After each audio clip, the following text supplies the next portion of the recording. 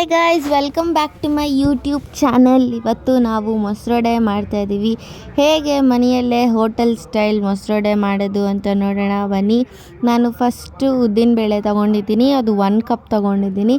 ಅದ್ರ ಜೊತೆಗೆ ಒಂದು ಸ್ವಲ್ಪ ಅಕ್ಕಿ ಹಾಕ್ಕೊಳ್ತಾ ಇದ್ದೀನಿ. ಅಕ್ಕಿ ಹಾಕ್ಕೊಂಡು ನೆನೆಸಿಟ್ಕೊಳ್ಬೇಕು 1 ಅವರ್ ಆದಮೇಲೆ ನಾನು ಮಿಕ್ಸಿ ಜಾರ್ಗೆ ಹಸಿಮೆಣ್ಸಿನ್ಕಾಯಿ ಹಾಕ್ಕೊಳ್ತಾ ಇದ್ದೀನಿ. ಖಾರ ಇದ್ದರೆ ಚೆನ್ನಾಗಿರುತ್ತೆ, ಸೊ ಜಾಸ್ತಿ ಖಾರ ಬೇಕಂದರೆ ಹಾಕ್ಕೊಳ್ಳಿ.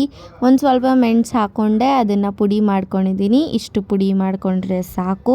ಇವಾಗ ನಾನು 1 ಆಲೂಗಡ್ಡೆ ಬೇಯಿಸಿಟ್ಕೊಂಡಿದ್ದೆ, ಅದನ್ನು ಸ್ವಲ್ಪ ಲೈಟಾಗಿ ಸ್ಮ್ಯಾಶ್ ಮಾಡ್ಕೊಳ್ಬೇಕು. ನೋಡಿ, ನಾನು ಇಷ್ಟು ಸ್ಮ್ಯಾಶ್ ಮಾಡ್ಕೊಂಡಿದ್ದೀನಿ.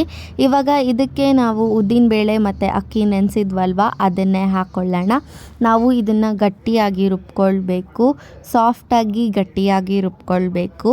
ಇದಕ್ಕೇ ನಾವು ಒಂದು ಸ್ವಲ್ಪ ಉಪ್ಪು ಹಾಕ್ಕೊಂಡು ರುಬ್ಕೊಂಡು ಆದಮೇಲೆ ನೋಡಿ, ನಾನು ಇಷ್ಟು ಸಾಫ್ಟಾಗಿ ರುಬ್ಕೊಂಡಿದ್ದೀನಿ. ಇವಾಗ ಅದನ್ನು ಒಂದು ಬಟ್ಲಿಗೆ ಹಾಕ್ಕೊಳ್ಳೋಣ. ಇದಕ್ಕೆ ಒಂದು ಬಟ್ಲಲ್ಲಿ ಹಾಕ್ಕೊಂಡು ನಾವು ರುಬ್ಕೊಂಡಿದ್ವಲ್ವ ಹಸಿಮೆಣ್ಸಿನ್ಕಾಯಿ ಮತ್ತು ಮೆಣಸು, ಅದನ್ನು ಹಾಕ್ಕೊಳ್ಳೋಣ. ಒಂದು ಸ್ವಲ್ಪ ಕೊತ್ತಂಬರಿ ಸೊಪ್ಪು ಹಾಕ್ಕೊಂಡು ಚೆನ್ನಾಗಿ ಮಿಕ್ಸ್ ಮಾಡ್ಕೊಳ್ಳೋಣ.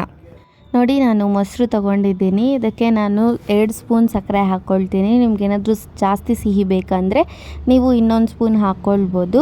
ಇದ್ರ ಜೊತೆಗೇ ನಾವು ಒಂದು ಸ್ವಲ್ಪ ಉಪ್ಪು ಹಾಕ್ಕೊಳ್ಬೇಕು. ನಾವು ಅದನ್ನು ಚೆನ್ನಾಗಿ ಕಲಿಸ್ಬೇಕು. ಸಕ್ಕರೆ ಎಲ್ಲ ಕರಗಬೇಕಲ್ವ, ಸೊ ಅದನ್ನು ಚೆನ್ನಾಗಿ ಕಲಿಸ್ಕೊಳ್ಬೇಕು ನಾವು.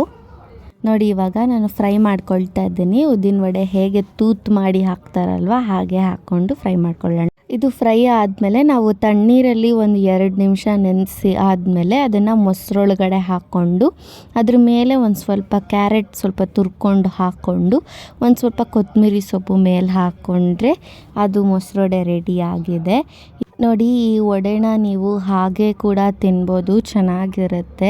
ಇದ್ರ ಮೇಲೆ ನೀವು ಒಂದು ಸ್ವಲ್ಪ ಖಾರ ಬೂಂದಿ ಹಾಕೊಂಡು ತಿಂದರೆ ತುಂಬ ಚೆನ್ನಾಗಿರುತ್ತೆ. ಈಸಿ ರೆಸಿಪಿ, ನೀವು ಇದನ್ನು ಮನೆಯಲ್ಲೇ ಟ್ರೈ ಮಾಡ್ಬೋದು.